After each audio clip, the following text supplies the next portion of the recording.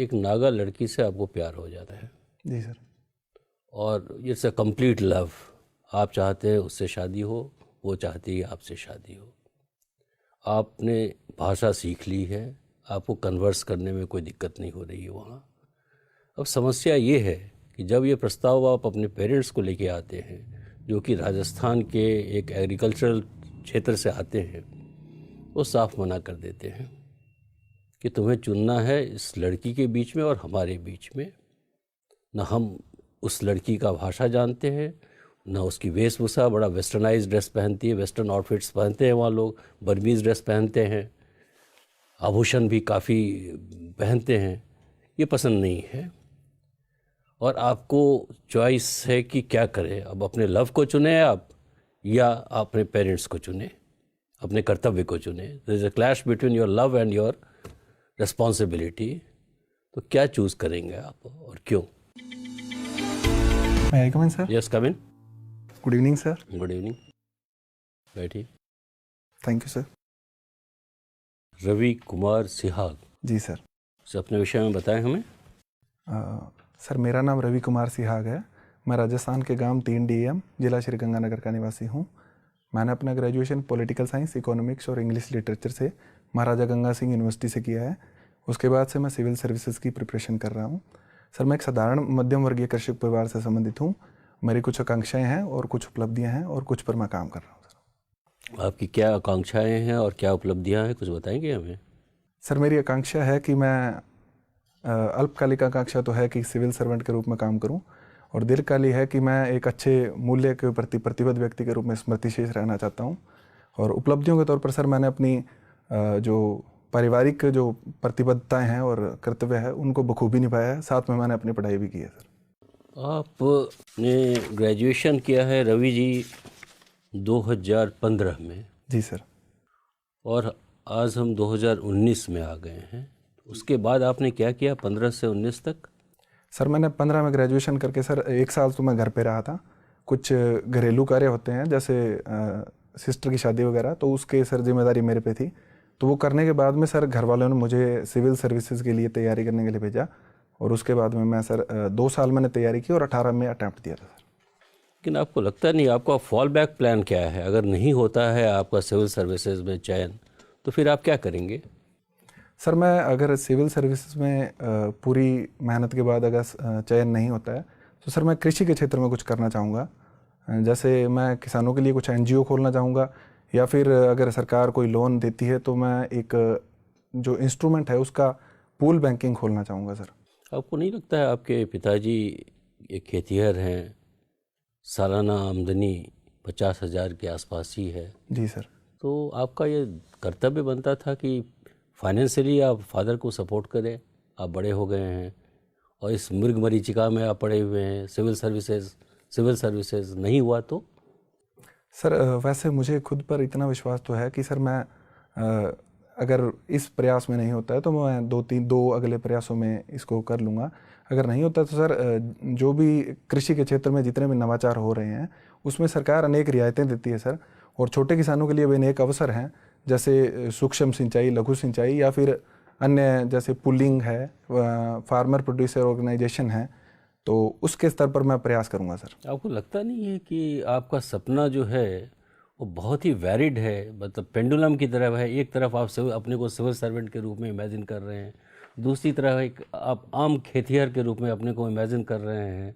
ये कैसे आप सामंजस्य रखते हैं इस दो प्रोफेशन में? सर, सामंजस्य ये है कि जो सिविल सेवा है वो अत्यंत विविधता वाली सेवा है।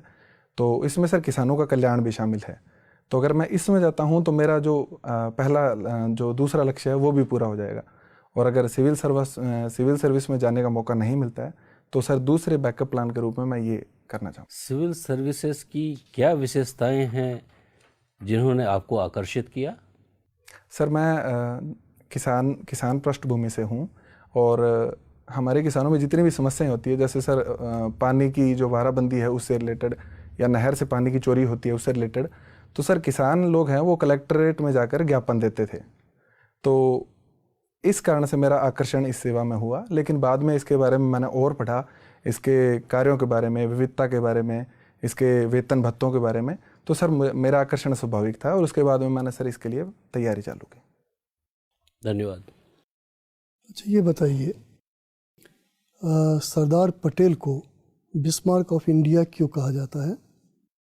सर जैसे बिस्मार्क ने जर्मनी की जो विखंडित रियासतें थी उन्हें मिलाकर एक अखंड और एकल जर्मनी का निर्माण किया था, वैसे ही सरदार पटेल ने हमारे देश की जो रियासतें थी उन्हें मिलाकर हमारे भारत का निर्माण किया था। सर कितने लगभग कितनी रियासतें थी? सर एग्जैक्ट मुझे नहीं पता, लेकिन 560 के आसपास थी सर। अच्छा, अभी सरदार पटेल क्यों न्यूज़ में है? सर उनकी मूर्ति का निर्माण कराया गया है स्टैचू ऑफ यूनिटी का गुजरात में, तो इस कारण कहाँ पे है? गुजरात में किस जगह पर है? सर ये नर्मदा नदी के पास में है सर। कोई पहाड़ पे है क्या? किसी हिल पे है? सॉरी सर, मुझे हिल का। वहाँ पर कोई डैम भी है? सॉरी सर, कोई dam? Sir Sardar Sarovar dam है। सरदार सरोवर डैम है। अच्छा, ये लोग ये कह रहे हैं जो भाई ठीक है, इससे आर्थिक विकास तो होगा, लेकिन इससे मानवीय अधिकारों का उल्लंघन होता है और साथ ही साथ पर्यावरण के खिलाफ भी है, बताइए। सर पर्यावरण के खिलाफ तो जो तर्क है वो ये है कि जो डैम है उसके खिलाफ तर्क था कि जो डैम बनाने से जो पर्यावरण में वन भूमि का ह्रास हो जाता है, वो जलमग्न हो जाती है, तो ये प्रमुख तर्क थे।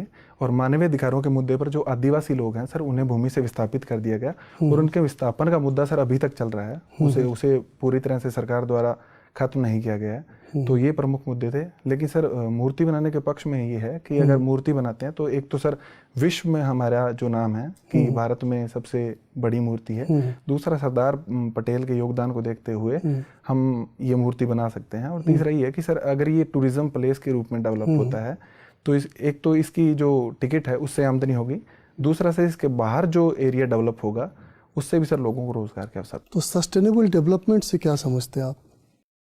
सर सतत विकास की परिभाषा ये है कि अगली पीढ़ी के जो जितने भी रिसोर्स हैं उनको हम खत्म किए बिना अगली पीढ़ी के एक ट्रस्टी के रूप में अगर हम रिसोर्स के लिए काम करें तो सतत विकास है। तो स्टैच्यू ऑफ यूनिटी के बारे में कहा जाता है जो सस्टेनेबल डिज़ाइन नहीं है, कुछ पता है आपको?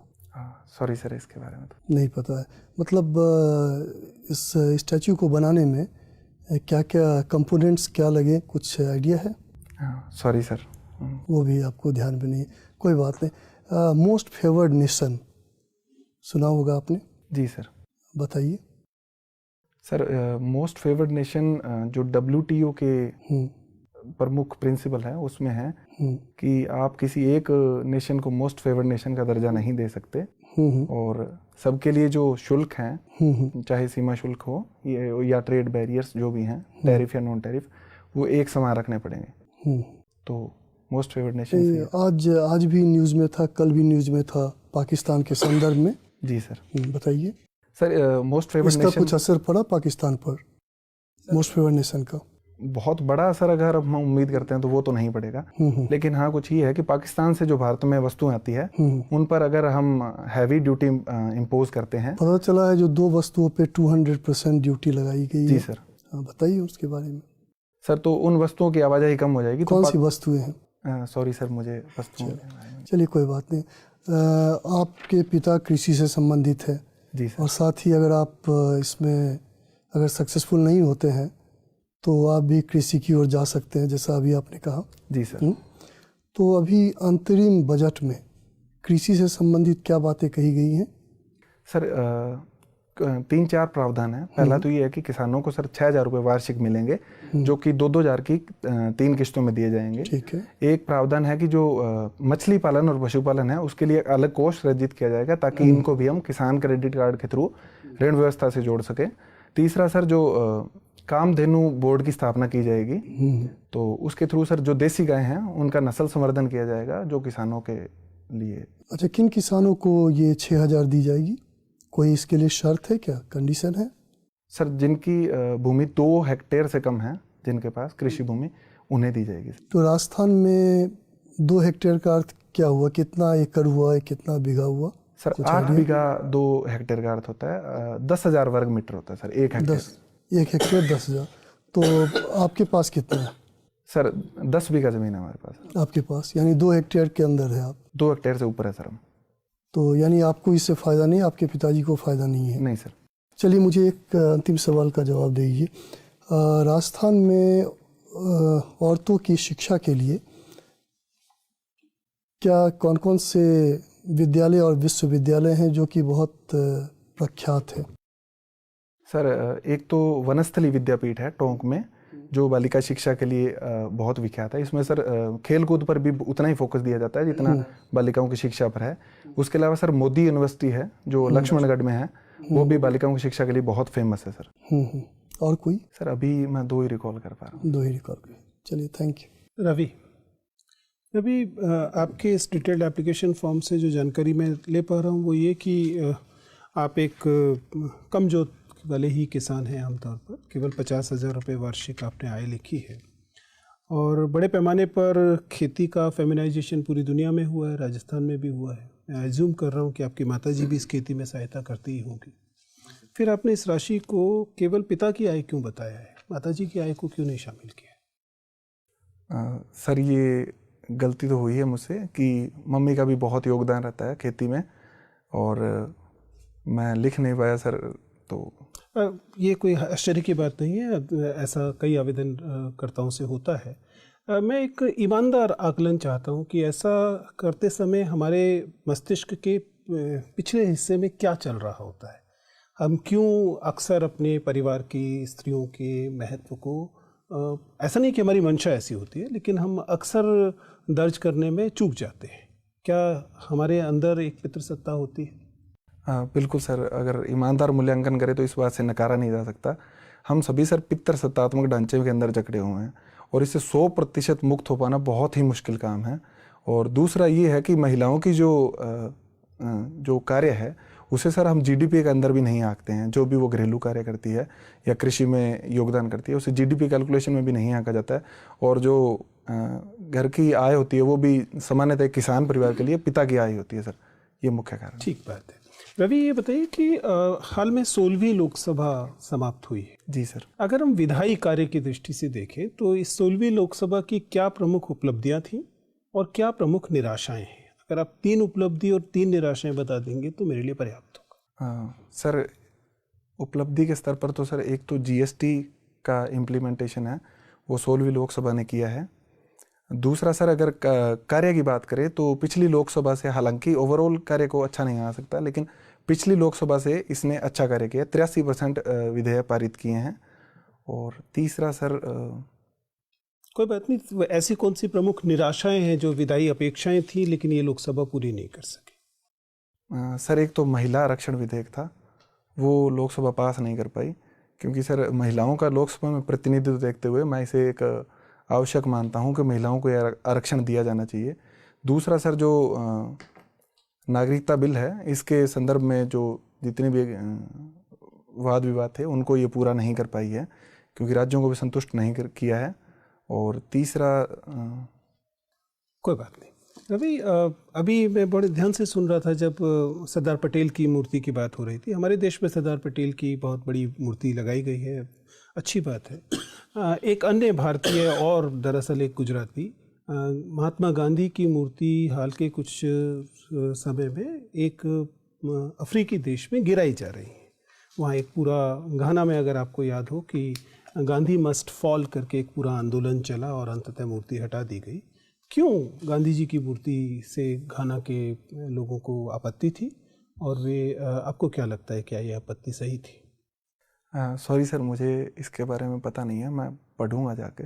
चलिए, कोई बात नहीं। सोशल मीडिया पसंद करते हैं आप, आपने साक्षात्कार की भाषा हिंदी रखी है। मैं प्रिज्यूम करता हूँ कि आप हिंदी में ही सोशल मीडिया में पार्टिसिपेट करते होंगे, फेसबुक पर, ट्विटर पर, जहाँ पर भी आप हैं। सर मैं इंग्लिश में पार्टिसिपेट। आप अंग्रेजी में करते हैं? जी सर। हिंदी में सोशल मीडिया में भागीदारी करने में क्या क्या तकनीकी दिक्कत है? सर तकनीकी दिक्कतों की अगर बात करें तो सबसे बड़ी समस्या सर टाइपिंग में आती है। हालांकि सर अभी जो गूगल के जितने भी ऐप्स आ रहे हैं, जैसे गूगल ट्रांसलिटरेशन है, उनसे सर टाइपिंग की समस्या काफ़ी हद तक हल हो रही है। तो लेकिन काफ़ी लोगों को इसके बारे में जागरूकता भी नहीं है। दूसरा सर हिंदी के अंदर जो टाइपिंग करते हैं, तो इंग्लिश टू हिंदी अगर हम टाइप करें तो जो कई शब्द होते हैं, जैसे अण होता है या अड़ा होता है तो उनका टाइपिंग आसान नहीं होती है। तो ये मुख्य समस्याएं हिंदी के अंदर है सर। आप हिंदी में क्यों नहीं करना पसंद करते हैं? आपको तो इन तकनीकी दिक्कतों के बारे से भी पार पाना आता है। सर इसका कोई ख़ास वजह तो नहीं है, लेकिन सर पहले से इंग्लिश में कर रहा था, तो हालांकि हिंदी में करता हूँ लेकिन उतना यूजुअली नहीं करता, और इंग्लिश में सर मैं ज़्यादा सहज महसूस करता हूँ इसलिए। Thank you. जी सर। रवि, जी आपका विषय हिंदी साहित्य है ना? जी सर। मुझे एक कविता याद आ रही है जिसमें कहते हैं कि जहाँ ना पहुँचे रवि वहाँ पहुँचे कवि। साहित्यकार के बारे में ऐसा अक्सर कहते हैं। तो कौन सी जगह है जहाँ कवि पहुँचते पर रवि नहीं पहुँच पाता?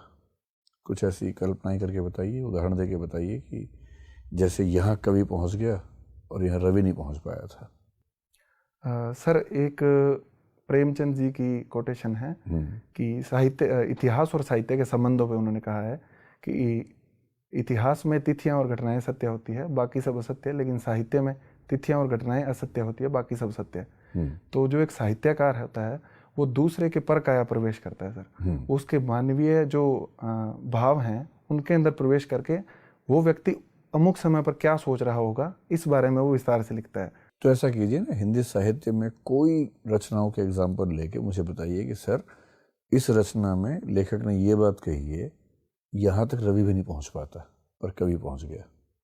सर आषाढ़ का एक दिन मोहन राकेश जी का नाटक है, उसके बारे में सर उन्होंने कालिदास के बारे में लिखा है कि कालिदास किस प्रकार सत्ता के साथ द्वंद्व करते हुए सत्ता के लालच के आगे झुक जाता है। तो ऐसा सर इतिहास में तो नहीं है, लेकिन उन्होंने अपनी कल्पना से उसे इतना यथार्थवादी बनाया है कि वो सत्य प्रतीत होने लगता है। तो यहाँ तक सर रवि नहीं पहुँच सकता जो कवि ने करके दिखाया। एक ही बताएंगे, एक कोई और भी सोच पाएंगे? सर जो प्रेमचंद जी का उपन्यास है गोदान, उसमें सर उन्होंने स्वतंत्रता संग्राम के जो वर्गगत चरित्र को उभारा है, या ग्रामीण समाज की जो सूक्ष्म जो समस्याएं हैं उनका जिस तरीके से विवेचन किया है वो भी सर बहुत ही शानदार। एक परिभाषा साहित्य की आती है कि साहित्य समाज का दर्पण है। जी सर। मुझे ऐसा लगता है कि परिभाषा बहुत ही नाकाफी सी है, अपर्याप्त सी परिभाषा है। इस परिभाषा में क्या दिक्कतें हैं और इसको अगर ठीक करना चाहें तो हम कैसे ठीक कर सकते हैं? और अगर आपको ठीक लगती है तो जस्टिफाई कर दीजिए कि ठीक ही है।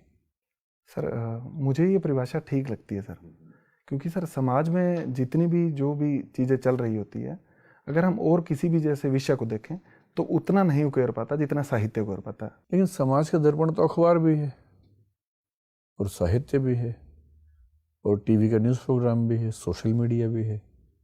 तो साहित्य कैसे अलग हुआ इन सब से? जैसे मैं कहूँ कि सोशल मीडिया समाज का दर्पण है, फिल्में समाज का दर्पण है, अखबार समाज का दर्पण है, सारी बातें ठीक हैं। साहित्य समाज का दर्पण है, ये तो रिपीटेशन हुआ। तो साहित्य में इन सब से कुछ तो भिन्न होगा। अच्छा, आप मुझे बताइए कि अखबार और साहित्य में क्या अंतर है? दोनों समाज के दर्पण हैं, लेकिन तभी दोनों में अंतर तो होगा ही। क्या अंतर है दोनों में? सर एक अंतर तो मैं जो सोच पा रहा हूँ वो ये है कि साहित्य में सर कल्पनाओं का प्रयोग हम करते हैं, और जो सोच विचार करके किसी मनुष्य के मन में बैठने की जो क्षमता होती है वो साहित्यकार की अधिक होती है। अखबारों में भी सर जो तथ्य हैं उनका अधिक विश्लेषण किया जाता है, मनस्थितियों का कम विश्लेषण किया जाता है सर। तो मनस्थितियों का विश्लेषण जहाँ होगा वहाँ साहित्य होगा। तो साहित्य अखबार की तुलना में समाज का ज़्यादा अच्छा दर्पण है या उसकी तुलना में कमज़ोर दर्पण है या भिन्न प्रकार का दर्पण है? सर वो साहित्य पर निर्भर करता है कि वो किस प्रकार का है। जैसे अगर नागार्जुन की कविताओं की बात की जाए तो सर उसके बारे में नामवर सिंह ने कहा है कि तुलसीदास के बाद में नागार्जुन जी ऐसे कवि हैं कि उनकी रचनाएं हैं वो कवि संगोष्ठियों से लेकर गांव की चौपालों तक है। तो ऐसी कविताएं, अगर ऐसे कवि हैं तो निश्चित रूप से समाज का दर्पण अखबारों से भी अधिक मुझे लगते हैं। लेकिन अगर कोई कवि है जो कला को अधिक, जैसे सर शास्त्रवादी है या शिल्पवादी हैं, तो उनकी सर समाज के बारे में वो लिखते बहुत अच्छा हैं, लेकिन समाज तक उनकी जो समावेशन है वो उतना अच्छा नहीं हो पाता। आप लोकल डायलेक्ट्स बोलना पसंद करते हैं, बोलियाँ बोलना पसंद करते हैं? जी सर। और बोलियों में तो मुहावरे, लोकोक्तियाँ बहुत ज़्यादा होते हैं। जी सर। अभी आपने पितृसत्ता की बात की। जी सर। ऐसा कहा जाता है कि लोक भाषा में, मुहावरों में, लोकोक्तियों में अक्सर सोशल बायसेस खुल के सामने आती हैं। बिल्कुल सर। जैसे महिलाओं के खिलाफ, दलितों के खिलाफ, अश्वेतों के खिलाफ जितनी कहावतें होंगी उतनी कहावतें पुरुषों के खिलाफ नहीं होंगी, ब्राह्मणों के खिलाफ नहीं होंगे या ऊंची जातियों के खिलाफ नहीं होंगे। जी सर। तो ऐसी 5 मुहावरे या लोकोक्तियाँ बताइए किसी भी भाषा की, हिंदी की डायलेक्ट की, जो सीधे सीधे आपको लगता है कि पैट्रियार्की से भरी हैं या किसी और सामाजिक वर्ग की प्रभुत्व की भावना से भरी हुई हैं। जैसे मैं आपको एग्जाम्पल दूँ, कहाँ राजा भोज कहाँ गंगू तेली। जी सर। इसमें तेली को लाने की क्या ज़रूरत थी? तेली एक जाति है जो निम्न कही जाती है, तो तुलना करते हुए उसे कमज़ोर बताने की क्या ज़रूरत थी? तो ऐसी कुछ और कहावतें बताइए जिससे पता लगे कि जो लोक भाषा है, डायलेक्ट्स हैं, मुहावरे हैं, कैसे वो सोशल डिस्क्रिमिनेशन को जस्टिफाई करते हैं। सर एक तो है कि जोरू ज़मीन जोर का नहीं तो किसी और का। ठीक है। एक है सर कि बंगी की पहुंच नाली तक। ठीक है। और उसके अलावा सर तीसरा है कि नीच जात लतियाए अच्छा। और चौथा है कि कहने से कुम्हार गधे नहीं चढ़ता। और पांचवा है कि सर एक हिंदी में ही है कि सर मैं थोड़ा सा वो स्लिप हो रही है दिमाग से। बुरी नज़र वाले तेरा मुंह काला। हाँ जी सर। क्या इसमें कोई दिक्कत है? ठीक है। सर इसमें दिक्कत लगती है सर मुझे। क्या दिक्कत है इसमें? सर इसमें रंग भेद के हमारे जो व्यूज़ हैं वो उजागर होते हैं सर। हाँ, क्योंकि भारत पर हमला तो गौरव ने किया था, तो भारत में तो कहावत बुरी नज़र वाले तेरा मुंह गोरा होनी चाहिए थी। जी सर। और हम बोलते हैं मुंह काला। तो आपको लगता है कि रंग भेद का मामला है इसके पीछे? सर ना चाहते हुए भी सर इसमें रंग भेद का मामला बनता है। आप लोकल जो बोलियों की बात कर रहे हैं, तो राजस्थानी भी एक भाषा है या बोली है या उपभाषा है, जैसा भी आपको ठीक लगे। और ये डिमांड खूब चल रही है कि राजस्थानियों को भाषा का दर्जा मिलना चाहिए। ऐसा दर्जा मैथिली को मिला है कुछ साल पहले, मतलब हिंदी की बोलियों में से जिसको हम कह सकते हैं। तो राजस्थानी को भाषा का दर्जा मिले या ना मिले, पहले तो ये बताइए आपकी राय क्या है। और दूसरा, अगर मिले तो राजस्थानी कौन सी राजस्थानी को मिले? राजस्थानी तो अपने आप में कोई एक ढांचा है नहीं, तो किसको राजस्थानी माना जाएगा? सर अगर राजस्थानी को भाषा का दर्जा देने की बात है तो इसके पक्ष में जो तर्क दिए जाते हैं, सबसे पहले मैं उनको बताना चाहूँगा। उनका ये है कि राजस्थान की जो भाषा के जो प्रयोक्ता हैं उनका काफ़ी बड़ा वर्ग है, 3-4 करोड़ लोग बोलते हैं। दूसरा है कि इसमें साहित्य की प्रचुर मात्रा है। प्राचीन काल से लेकर मोहनोत, नैन्सी, सूर्यमल मिश्रण जैसे रचनाकार राजस्थानी। और इसके अलावा सर विजयदान देथा जी है, उन्होंने काफ़ी लिखा है। लेकिन सर इसके बारे में विपक्ष में तर्क ये है कि सबसे पहले तो सर राजस्थानी की 4 बोलियां हैं उपभाषा की: मारवाड़ी, मेवाड़ी, ढूंढाड़ी और मेवाती। अगर मारवाड़ी, मेवाड़ी। जी सर। जयपुरी। जयपुरी को ढूंढाड़ी कहते हैं सर। और चौथी? मेवाती। और मारवाड़ी नहीं है? मारवाड़ी बोला ना सर। अच्छा, दूसरी मेवाड़ी बताइए आपने। मालवी नहीं है? Sorry sir, Malvi. अच्छा ठीक है, बताइए। तो सबसे बड़ी समस्या तो ये है कि इनमें से हम भाषा का दर्जा देंगे किसको? क्योंकि सर अगर एक को देते हैं तो दूसरे वर्ग के प्रयोक्ता हैं, उनको सर तुलनात्मक वंचन की महसूस होगी। वो सोचेंगे कि भाषाई साम्राज्यवाद हम पर हावी हो रहा है। दूसरा ये है कि सर राजस्थानी की जो लिपि है सर वो देवनागरी लिपि है। तो इस बेस पे भी इतना तर्क उनका लगता नहीं है कि जैसे सर मैथिली को दिया गया था तो उसकी कैथी या तिरहुत लिपि थी। और तीसरा ये है कि साहित्य भी इतना अधिक प्रचुर मात्रा में नहीं है। और चौथा ये है कि सर सवाल कि इससे होगा फ़ायदा क्या? कि अगर हम मारवाड़ी को जैसे राजस्थानी को देते हैं तो इसमें विश्वविद्यालय के स्तर पर उसकी पढ़ाई चालू हो जाएगी या अकादमिक स्तर पर उसमें शोध हो जाएंगे, लेकिन आम लोगों को कोई फ़ायदा नहीं होगा। लेकिन इससे सर एक अनियंत्रित श्रृंखला बन जाएगी बोलियों के स्तर पर आंदोलनों की, जो आगे सर तनाव ही जन्म देगी सर। मान लीजिए आप IPS बन गए, तो राजस्थान के आदमी हैं। राजस्थान में तो आजकल आरक्षण रेल की पटरियों से मिलता है। अब आप IPS बन गए और आपसे बात करके लग भी रहे कि आप पितृसत्ता के समर्थक नहीं हैं, बहुत ही जेंडर सेंसिटिव आदमी हैं। जी सर। अक्खा तीज के दिन राजस्थान में क्या होता है आपको भी पता है, हमें नहीं पता है। जी सर। अक्खा तीज के दिन खूब बाल विवाह होते हैं और किसी पुलिस वाले की हिम्मत नहीं होती कि वहाँ पर जाके रोक सके उनको। जी सर। तो मान लीजिए आप ज़िले के SP हैं और आपको पता लगा कि आपके ज़िले में कम से कम 300 बाल विवाह होने वाले अक्खा तीज के दिन, एक ही दिन होने वाले हैं, एक ही स्थान पे होने वाले हैं। पूरे ज़िले को पता है, हर बार पता होता है, आपको भी पता है। पिछला SP पितृसत्ता का समर्थक था, वो चुप रहता था। आप इस पर कैसे मैनेज करेंगे कि ये ना हो? और सीएम का भी दबाव है कि चुप रहना, कुछ बोलना मत, क्योंकि सीएम उन्हीं के वोट से सीएम है जो बाल विवाह करवा रहे हैं। कैसे हैंडल करेंगे? सर मैं 10-15 सेकंड लेना। हाँ हाँ, आराम से सोच के बताइए।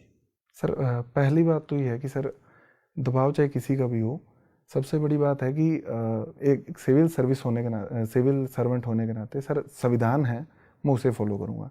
और संविधान के तहत संसद ने बाल विवाह के विरुद्ध कानून बना रखा है, तो अगर कानून बनाया तो उसे इम्प्लीमेंट करने की मेरी जिम्मेदारी है सर।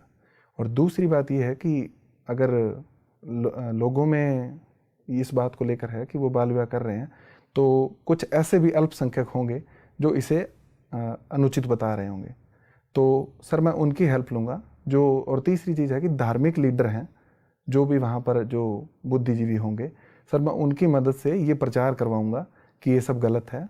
और चौथा सर मैं सोशल मीडिया का यूज़ करूँगा कि इसके थ्रू जितने भी ग्रामीण स्तर पर जो भी निर्वाचित प्रतिनिधि है उनको एक एक मैसेज जाएगा कि आपके गांव के स्तर पर आपकी जिम्मेदारी है कि इसकी निगरानी रखी जाए, नहीं तो सर उनको इसके लिए जिम्मेदार ठहराऊंगा। चलिए, एक अपराधी है जी सर, जो कम से कम 10 बार बलात्कार कर चुका है। जी सर। लेकिन गवाह नहीं मिलते, सबूत नहीं मिलते, बच जाता है। पूरे इलाके को पता है कि वो बलात्कार करता है और जनरली छोटी बच्चियों का रेप करता है। जी सर। सबूत नहीं छोड़ता, दबंग आदमी है, कोई कुछ बिगाड़ नहीं पाता उसका। आप जिले में गए, आपको खबर मिली कि ऐसा आदमी है। अचानक 2 दिन बाद खबर मिली कि उसने एक और रेप किया किसी छोटी बच्चे के साथ, और रेप करके भाग रहा है, उसके पीछे पीछे लोग भाग रहे हैं। आप पहुंचे अपने दल बदल के साथ वहाँ पर, दल बल के साथ, और ऐसी सिचुएशन है कि वो राज्य की सीमा क्रॉस करने ही वाला है। आप गिरफ्तार करना चाहेंगे तो भी शायद नहीं कर पाएंगे, क्योंकि वो सीमा क्रॉस कर लेगा। जनता बहुत बड़े हुजूम में, जनता आपसे कह रही है कि इसको मारिए, ख़त्म कीजिए, क्योंकि ये आदमी आप अदालत के रास्ते इसको सज़ा दिलवा ही नहीं सकते। ये इतना ताकतवर व्यक्ति है कि बच जाता है, सबूत नहीं मिलते। और सिचुएशन ऐसी है कि आपके खिलाफ कोई एक्शन होने की संभावना नहीं है, और जनता की भारी डिमांड पर आपके पास स्कोप है कि आप उसको मार दें। ये 100% तय है कि अगर आपने उसे गिरफ्तार किया किसी भी तरह से, तो भी वो जेल में नहीं जाएगा, बच जाएगा, जमानत मिल जाएगी, और उसे कुकर्म चलते ही रहेंगे। बहुत सारी महिलाएं वहाँ पर हैं, वो आपसे एकदम रो के कह रही हैं कि सर इसको मत छोड़िए, हम सबकी इज्जत का सवाल है, हमारी बच्चियों का सवाल है। क्या करेंगे आप? सर इस सिचुएशन में सर एक भावनात्मक दबाव तो रहेगा, लेकिन सर मैं उसे गोली तो नहीं मारूंगा सर, क्योंकि सर बिना कोई उसकी कोर्ट में ट्रायल हुए सर दंड देना सर वो ना तो संविधान के अनुरूप है सर, ना ही ये मैं अपने मूल्यों के इसे अनुकूल मानता हूँ। संविधान और जनता में कौन प्राथमिक है? सर संविधान प्राथमिक है सर। संविधान के लिए जनता है, ना कि जनता के लिए संविधान। सर अगर संविधान चलिए कोई बात नहीं, आप पूछिए। जी सर। हाँ रवि जी, आपने अपनी एरिया ऑफ इंटरेस्ट में लिखा है to converse with people in their local dialects and regional language. जी सर। तो अभी तक आपने कितनी क्षेत्रीय भाषाओं को सीखा है? सर मैं राजस्थानी के 3 डायलेक्ट्स या 4 डायलेक्ट्स बोल सकता हूँ, उसमें से सर 1-2 डायलेक्ट समझ भी लेता हूँ, बोलने में दिक्कत है। इसके अलावा पंजाबी मैं बहुत अच्छे से बोल सकता हूँ, हरियाणवी बहुत अच्छे से बोल सकता हूँ, और अवधी है वो सर मैं अच्छे से समझ तो लेता आपने हूँ। विशेष रूप से मेंशन नहीं किया है कि आप राजस्थान और हरियाणा की जो क्षेत्रीय भाषाएं हैं उसमें कंफर्टेबल है। अगर आप कल उड़ीसा जाते हैं और वहाँ लोगों से आपको बात करना पड़े और 1 साल का आपका स्टे है, तो पहले तो आप भाषा सीखेंगे फिर बात करेंगे, तो फिर मुझे थोड़ा सा अनरियलिस्टिक सा लगा कि आपने लिखा है कि रीजनल लैंग्वेजेस में ही बात करना आपको अच्छा लगता है, अदरवाइज आप बात नहीं करेंगे, ऐसा है क्या? माफ़ कीजिए सर, थोड़ा मैं स्पेसिफाई करना इसको भूल गया था, लेकिन सर अगर मुझे उड़ीसा जाने का मौका मिले तो सर मैं इसे बहुत अच्छा अवसर समझूंगा, क्योंकि मुझे एक नई भाषा सीखने को मिलेगी, और सर मैं बहुत जल्दी सीख जाता हूँ भाषा। तो अगर उसके साथ साथ में मैं सर इंटरेक्ट करता रहूँगा, कोई दुभाषा अगर उपलब्ध होगा तो उसके साथ, और बहुत जल्द मैं सर मुझे विश्वास है कि मैं उस भाषा को भी सीख जाऊँगा सर। ठीक है। अभी कमर्शियल सरोगेसी पे भारत सरकार का एक रेगुलेशन आया है, उन्होंने उसको कम्प्लीटली बैन कर दिया है। जी सर। कुछ लोगों का मत है कि बिना स्टेक होल्डर्स को ऑन बोर्ड लिए हुए इस तरह का डिसीजन अच्छा नहीं है। जैसे कि कई महिलाएं हैं जो सरोगेसी में एक्टिव पार्टनर के रूप में पार्टिसिपेट करती है और वही उनके जीविका का साधन है। उनके पुनर्वास की प्रॉपर व्यवस्था किए बिना सरकार ने निर्णय लिया, आपको लगता है कि जस्टिफाइड है? आप समझ पा रहे हैं? जी सर।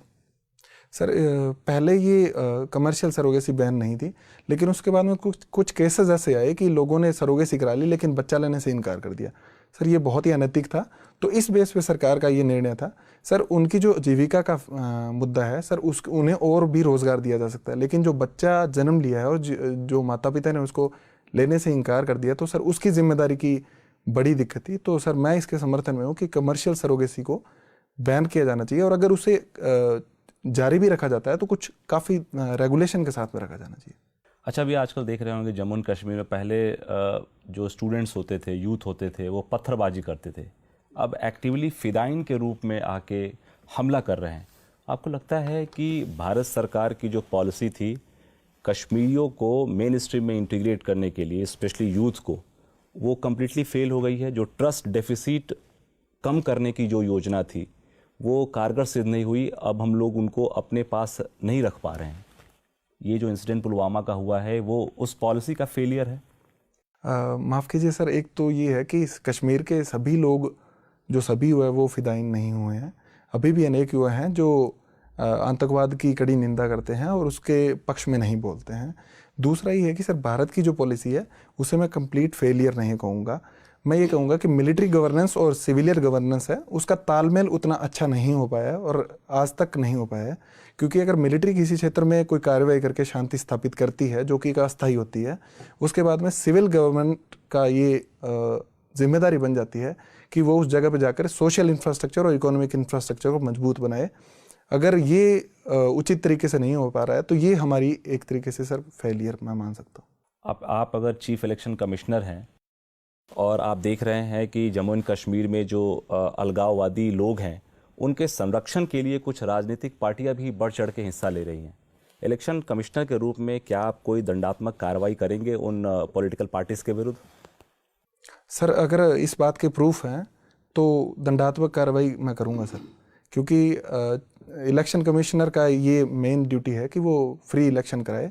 तो उन पर एक तो पुलिस बल तैनात किया जा सकता है और उन पार्टियों पे भी कुछ एक्शन लिया जा सकता है कि उनको कोई नोटिस भेजा जा सकता है या उन्हें वार्निंग दी जा सकती है कि आप इस प्रकार की कार्रवाई बंद करें। अगर फिर भी नहीं मानती है तो सर इलेक्शन को एक तरीके से या तो पोस्टपोन किया जा सकता है थोड़े टाइम के लिए, या फिर उन पार्टियों पे कुछ एक्शन लिया जा सकता है सर। अच्छा, मॉडल कोड ऑफ कंडक्ट के बारे में सुना है आपने? जी सर। क्या है ये? सर ये model code of conduct sir कोई भी जैसे राजनीतिक पार्टी है या ब्यूरोक्रेसी है, सबका सर अलग अलग होता है कि उन्हें क्या करना है क्या नहीं करना है, इस बात की एक संहिता होती है सर। तो क्या कारण है कि इसको लीगल बैकिंग नहीं मिला है अभी तक? सर इसमें मुख्य समस्या है कि कई जो प्रावधान होते हैं वो सर ऑब्जेक्टिवली हम डिफाइन नहीं कर सकते, कि जैसे नॉन पार्टीशनशिप का है तो इसके सर ना तो ऑब्जेक्टिवली डिफाइन कर सकते हैं, ना इसके हमें पर्याप्त मात्रा में सबूत मिल सकते हैं। तो अगर लीगल बैकिंग दे देंगे तो सर इसके दुरुपयोग का भी खतरा बढ़ सकता है सर, उन पे एक्शन है वो उसका दुरुपयोग बढ़ सकता है सर। जी सर। रवि जी। जी सर। अभी मैं सुन रहा था आपको, आपने कहा कि नई भाषाओं को सीखने में आपको कोई कठिनाई नहीं होती है। जी सर। आपका चयन हो जाता है प्रशासनिक सेवा में या पुलिस सेवा में। जी सर। और आपकी प्रतिनियुक्ति नागालैंड में हो जाती है। जी सर। आप अभी यंग हैं, बैचलर हैं, वहाँ एक नागा लड़की से आपको प्यार हो जाता है। जी सर। और इट्स अ कंप्लीट लव। आप चाहते हैं उससे शादी हो, वो चाहती है आपसे शादी हो। आपने भाषा सीख ली है, आपको कन्वर्स करने में कोई दिक्कत नहीं हो रही है वहाँ। अब समस्या ये है कि जब ये प्रस्ताव आप अपने पेरेंट्स को लेके आते हैं जो कि राजस्थान के एक एग्रीकल्चरल क्षेत्र से आते हैं, वो साफ मना कर देते हैं कि तुम्हें चुनना है इस लड़की के बीच में और हमारे बीच में। न हम उस लड़की का भाषा जानते हैं, न उसकी वेशभूषा, बड़ा वेस्टर्नाइज ड्रेस पहनती है, वेस्टर्न आउटफिट्स पहनते हैं वहाँ लोग, बर्मीज़ ड्रेस पहनते हैं, आभूषण भी काफ़ी पहनते हैं, ये पसंद नहीं है। और आपको चॉइस है कि क्या करें, अब अपने लव को चुने आप या अपने पेरेंट्स को चुने, अपने कर्तव्य को चुने। There is a clash between your love and your responsibility, तो क्या चूज़ करेंगे आप और क्यों? सर सबसे पहले तो मैं इसमें बातचीत का विकल्प चुनूंगा। वो कहते हैं ना कि बात करने से ही बात बनती है। तो जो मेरी प्रेमिका है सर, मैं उसे कुछ ऐसे शब्द मेरी भाषा के सिखाऊंगा, क्योंकि वो तो यंग है सर, वो सीख सकती है वो अपनी नहीं सीखना चाहती है, बोलती मैं नहीं सीखूंगी तुम्हारी भाषा। नहीं, भाषा मैं सीखने का नहीं कह रहा हूँ, वो कुछ ऐसे शब्द हैं जो कम्युनिकेट करेगी। सर डेफिनेटली वो मेरे से प्यार करती है, उसके साथ मेरे साथ रहना चाहती है, तो उसकी भी एक रिस्पॉन्सिबिलिटी बनती है कि वो मेरे माता पिता के साथ बात करे और उन्हें थोड़ा सेटिस्फेक्शन दे, क्योंकि वो सर बुज़ुर्ग हैं अभी। उनके समझने की जो प्रोसेस है वो उतनी अधिक नहीं होगी जितना वो यंग के तौर पर समझेगी। तो उसे कुछ ऐसी चीज़ें, मैं उस ऐसी भाषा में कुछ ऐसे वर्ड सिखाऊंगा ताकि वो जब मेरे माता पिता से कम्युनिकेट करे तो उन्हें अच्छा महसूस हो। दूसरा सर, अगर मैं उससे मिलाने के लिए लाऊंगा तो उसकी वेशभूषा में थोड़ा सा चेंज कर सकता हूँ कि वो उसकी और हमारी साइड का कुछ मिक्सचर। उसका तो फ्रीडम है, वो चॉइस भी आप नहीं देंगे उसे कि क्या पहने वो, क्या ओढ़े वो आप वो फ्रीडम नहीं देंगे उसे? नहीं सर, ऐसा कुछ नहीं है कि मैं उसकी फ्रीडम छीन रहा हूँ, लेकिन सर अगर प्यार करते हैं तो थोड़ा तो कॉम्प्रोमाइज़ कर ही सकती है जब उनसे मिले। तो अब रिश्तों में अगर हम फ्रीडम की बात करने लगेंगे तो सर फिर कैसे चलेंगे? तो थोड़ा सा कॉम्प्रोमाइज़ करेंगे, कोई फैशन डिज़ाइनर या कोई दर्जी से ऐसे तो कपड़े आपको नहीं बनवाएगा। लगता है कि आपको चाहिए कि अपने पेरेंट्स की रिस्पॉन्सिबिलिटी के खातिर, पेरेंट्स के खातिर अपने प्यार को छोड़ दें? सर अगर दोनों में बैलेंस हो सकता है तो मैं वो ट्राई करूँगा ना सर। अगर बैलेंस ना हो पाए तो किसे चुनेंगे आप, अपने प्रेम को या अपने पेरेंट्स को? सर मैं पेरेंट्स को चुनूंगा। अंतिम क्वेश्चन रवि जी, आप 7 पर्यायवाची शब्द बताएं रवि का। सर सूरज, भानु, दिनकर, दिवाकर, रवि, सूर्य और भास्कर। चलिए, बहुत बहुत धन्यवाद रवि, थैंक यू सर। आपका इंटरव्यू समाप्त होता है।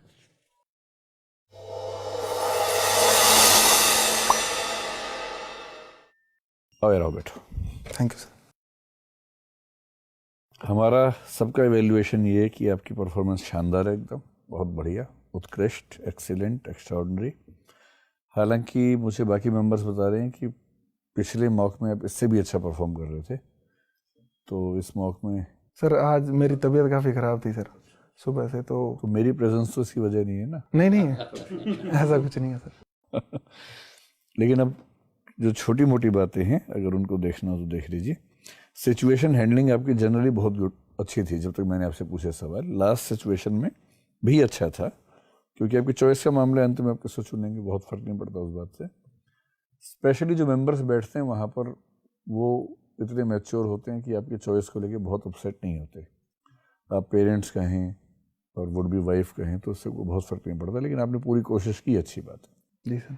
लेकिन एक सेंटेंस जो आपने बीच में बोल दिया ना कि अगर रिश्तों में भी फ्रीडम की बात करेंगे तो कैसे चलेगा, वो जो ब्लैंकेट स्टेटमेंट्स हैं उनसे बचना चाहिए। जैसे सर ने कहा कि भैया आप उसको फ्रीडम भी नहीं देंगे कपड़े पहनने की। सर वो बोलते ही समझ आ गया है था। ना, तो क्या बोल सकते हैं सर, फ्रीडम पूरी है, लेकिन जब मैं उसके घर जाऊंगा तो मैं थोड़ा सा उनकी तरह से अटायर रखूंगा अपना, ताकि उसके पेरेंट्स को अच्छा लगे। तो रिश्तों में फ्रीडम हमारी सिलेक्टिव नहीं होती, थोड़ी सी रिस्ट्रिक्टेड होती है। जी सर।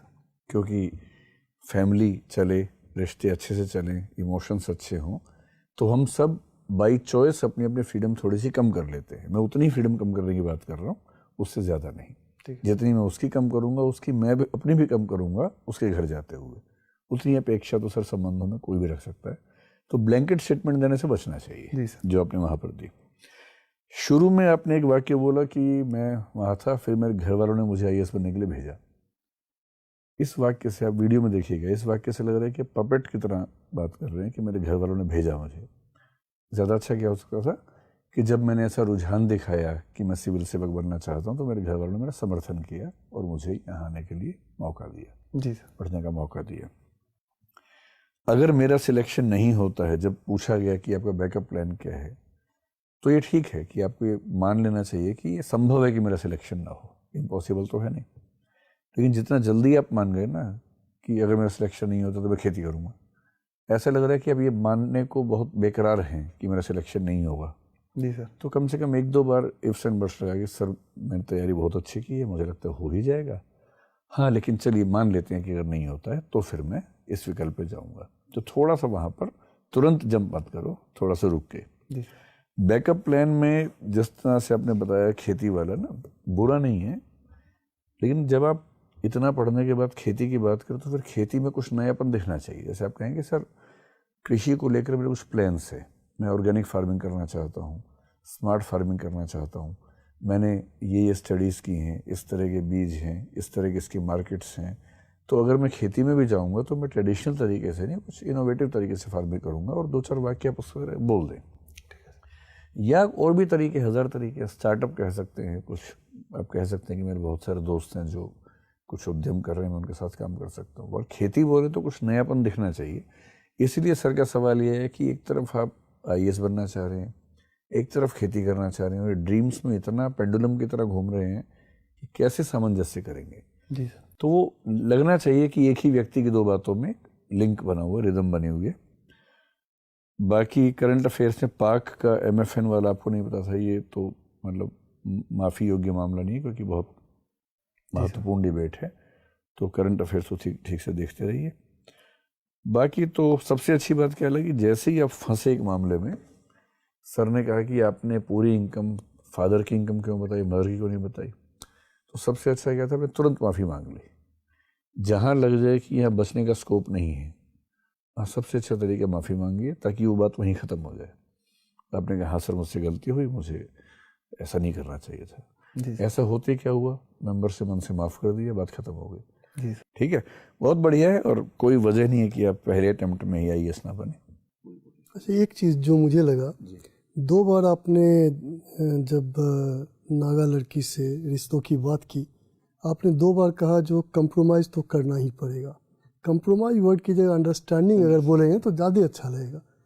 ठीक है ना, वो जनरली हम लोग आम बोलचाल की भाषा है जो कंप्रोमाइज़ करना पड़ेगा। ठीक है, चलिए, ऑल द बेस्ट। शुभकामनाएं।